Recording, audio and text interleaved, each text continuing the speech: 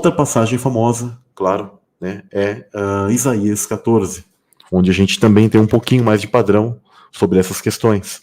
Tá? Tudo isso é método Pardês, tá, pessoal?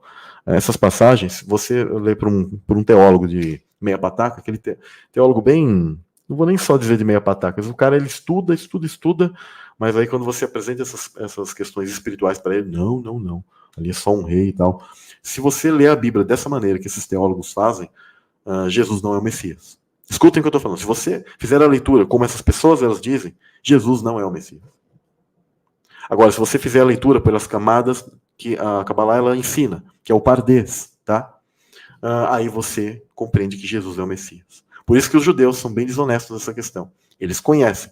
Eles só leem os níveis que eles querem. Quando chega na parte de Jesus, eles dão aquela desviada e pegam só o texto na ipsis literi para você. E acaba fazendo aquela leitura meio fraca. Só que você percebe pelos textos bíblicos que eles representam algo muito mais profundo do que você imagina.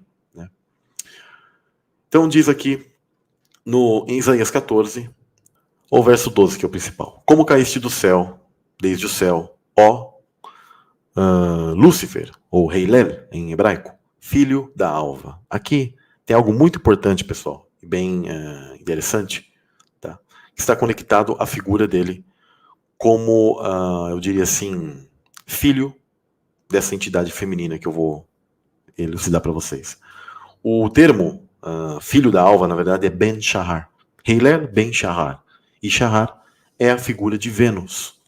É uma entidade feminina. É a figura de Vênus para os hebreus. Tá?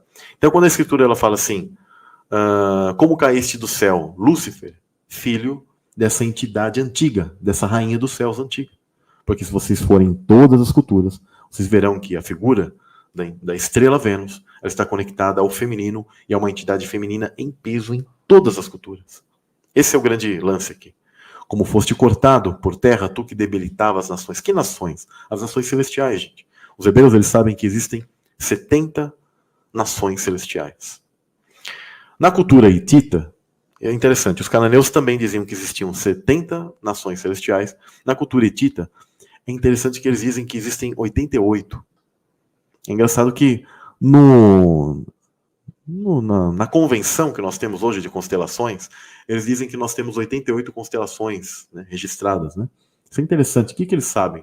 Talvez surgiram outros tipos de padrões que eles tentaram, em convenção, dividir ali, porque se sabe que essas nações celestiais elas estão conectadas a espaços do firmamento, onde Deus ele separou 20 chamadas regiões, onde são as 20 tribos. Mas são 70 nações celestes, onde provavelmente, assim como o firmamento está sobre a Terra, talvez você está ouvindo essa live aqui pela primeira vez e fala, o que o cara está falando de firmamento? O que é firmamento? A nossa Terra é um plano circular, segundo a Bíblia e todas essas culturas antigas. Ela não é uma espécie de esfera girando pelo espaço aí, tá? Nas culturas antigas, ela é um reino e existe algo que a protege, chamado firmamento. E essas estrelas, elas são como diademas, são como pedras, onde o nosso espírito está conectado e ele está sobre o mapa do círculo da Terra. Então, provavelmente, essas nações celestiais, elas foram separadas, é como que Deus ele foi separando como se fosse um grande circuito de computador, a cada ser mediante a sua constelação, digamos assim. Por isso que algumas pessoas, elas creem e compreendem um pouco de signos, e eu não estou dizendo para você seguir signos, né? Mas as tribos celestiais, elas já têm um padrão, você nasce com certos tipos de personalidade em certas épocas do ano, e você tem um tipo de dom, geralmente, ou coisas do tipo que eu vou tratar assim em lives mais para frente, tá? Então diz, e tu dizias no teu coração, subirei ao céu, acima das estrelas, ou seja, acima dos anjos de Deus, exaltarei o meu trono, no monte da congregação, tá? O famoso Monte Sião celestial, me assentarei aos lados do norte. O norte, ele é a parte central, tá? Assim como na nossa terra também existe o círculo da terra e o centro é chamado de norte. E aí ele diz, subirei sobre as alturas das nuvens e serei semelhante ao Altíssimo. E contudo, serás levado ao inferno, ao mais profundo do abismo. Então o Escritor está falando que ele começou a se exaltar e ele queria isso. Então, além dele ter feito profanado as questões do eterno, e ele simplesmente começou a comercializar toda essa questão da energia de Deus, um sumo sacerdote ladrão, maligno, e ao mesmo tempo como se fosse um contrabandista daquilo. Tirava de alguns, dava para outros que não era para ser, elevava alguns de nível, de cargo, algo do tipo, dava energia a eles. E aí, pessoal, vai entrar coisas que talvez para alguns vai ser estranho, tá? Mas existe isso nos céus. Onde houve um tipo de prostituição no céu, literalmente, tá? Onde houve um tipo de escravatura nos céus, literalmente. Tá? E houve também, assim como seres, eles davam sua energia vital, preste bem atenção, tá? Um ser masculino e feminino, um anjo feminino e masculino, vinham e davam sua energia vital para que fosse efetuado o ritual da Arca da Aliança, que eu vou explicar para vocês na próxima live. E aí nisso, um ser celestial iria nascer. Prestem bem atenção. Satanás, ele, exatamente como o aborto, ele pegava essa energia vital e em vez de fazer com que um ser fosse gerado, ele pegava essa energia vital para ele. Tá? Essa energia vital divina pegava para si. Era como um aborto, só que no mundo celestial. E é interessante que a mesma coisa, as entidades, elas precisam disso. Então, por isso que existe o aborto no mundo, aqui no mundo, no físico. Um homem e uma mulher se unem, vai nascer uma criança, só que o que eles fazem? Pegam aquela criança e matam aquela criança para entidades malignas, porque elas se alimentam da energia bioquímica. Porque no mundo celestial existe também algo bioquímico.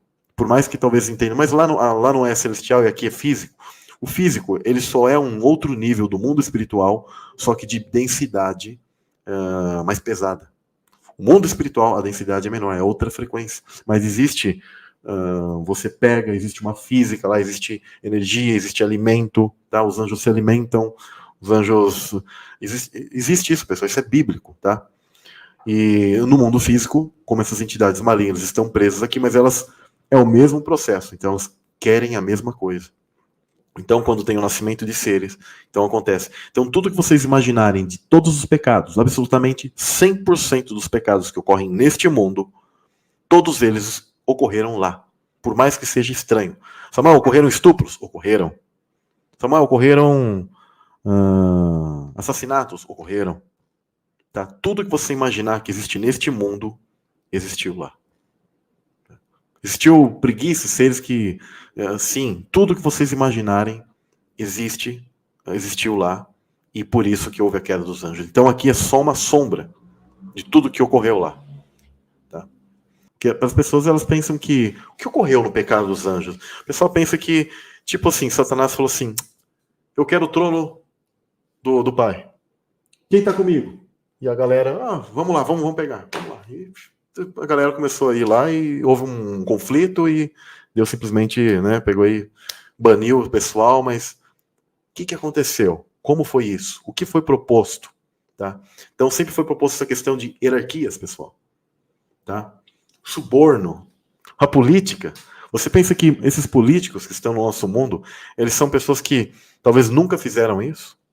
Muitas coisas são o espelho de algo lá. E Deus permite que eles cheguem ao poder, porque lá no mundo celestial eles chegaram ao poder. Lembra que a Escritura fala que ele, né, o Eterno, que ele estipula reis, tira reis, porque ele permite. Por que ele põe reis e às vezes reis maus? Ele às vezes põe reis maus para que as pessoas, inclusive, observem que sejam muitas vezes, eu diria, castigadas, literalmente, pelo seu tipo de escolha, porque aquele país é mau e etc. Claro que alguns bons podem pagar pelo grande, eu diria assim, a escolha das pessoas, né? Também existe a fraude, até nas questões de votos. Mas o grande lance, que eu inclusive estava meditando no dia de hoje, eu falei assim, pai, que profundo isso. Eu orando, falando com Deus e tal. E no mundo celestial, as coisas são feitas por dignidade. E alguém vai lá e escolhe. E Deus, ele sempre escolhe pessoas dignas e todos fazem um tipo de... estamos de acordo, tal, né? E perceba que na política nós estamos padecendo, o mundo inteiro padece nas nações e etc. Porque nós um dia não quisemos aquele que Deus colocou como aquele que era para ser candidato. Nós olhamos por outros olhos e rejeitamos aquele que deveria ser o nosso rei, que é Jesus, o Messias. Por isso que a nossa escolha de aceitá-lo como nosso rei, como nosso salvador, como nosso senhor, é como se fosse uma questão política. Nós estamos também vivendo, além de uma guerra, nós estamos vivendo uma espécie de campanha, mas eu vou dizer assim, para rei, uma campanha monárquica, uma campanha eleitoral, para termos aquele, e vemos que aquele que Deus tem como pessoa, ele é o melhor. Ele é o nosso melhor candidato, que é Jesus, o Rei dos Reis, um rei justo. Por isso que a Bíblia sempre fala de ser um ser justo. Por quê? Satanás, ele foi um rei, mas ele não foi justo. Ele se corrompeu. E as pessoas que acabaram ficando ao lado dele, os demônios, né, os seres, quando eu falo pessoas, porque o ser angelical ele é uma pessoa, ele é um ser, tá? Deus, ele é uma pessoa. Esses seres, eles acabaram, existem aqueles que acabaram lutando ao lado de Satanás. E muitos de nós duvidamos do caráter de Deus, tanto dele como ser, não aceitamos a figura de Cristo, principalmente aquilo que nós chamamos de judeus, na pré-existência eles não aceitaram a figura de Jesus como o rei deles. Por isso que quando eles estão aqui nesse mundo, Deus, e eles eram de alta hierarquia, Deus fez com que eles viessem primeiro, tá? Para que esse processo fosse trabalhado neles. Mas perceba que as coisas ainda, muitas, elas são espelhos daquilo que é o mundo celestial. Samuel, como você pode provar isso na Bíblia? Leia a parábola do filho pródigo. Lá é pré-existência, e lá mostra que aquele filho que tinha uma maior proximidade, hierarquia ali com o pai, é aquele que fica com ele, mas ele não aceita o cordeiro e ele não aceita nem os irmãos mais novos. Aí tem a ver com as duas casas de Israel. Já o irmão que é mais novo, nós como os filhos, eu diria assim, filhos mais novos, né? Fomos ao mundo, não quisemos estar ali com o pai e acabamos o quê? Ficando nesse lugar que nós chamamos de deserto. Aquilo que nós nascemos aqui, mas se nós nos arrependermos, falarmos como o filho pródigo que ele diz, pai, não sou ele é filho literal, tá? Mas ele está deserdado, ele está no mundo, comendo bolotas de porcos. Mas ele pega e fala, pai, eu não sou digno de ser chamado teu filho. Mas o pai o aceita e mata um cordeiro para ele. Então, aí tem coisas tão profundas. Então, tudo isso está provado. Toda a história do mundo celestial, pessoal, ela está na Bíblia. Se você pedir sabedoria a Deus, você vai ver toda a história do mundo celestial em mínimos detalhes, em toda a sombra da Bíblia. Em toda a sombra da Bíblia.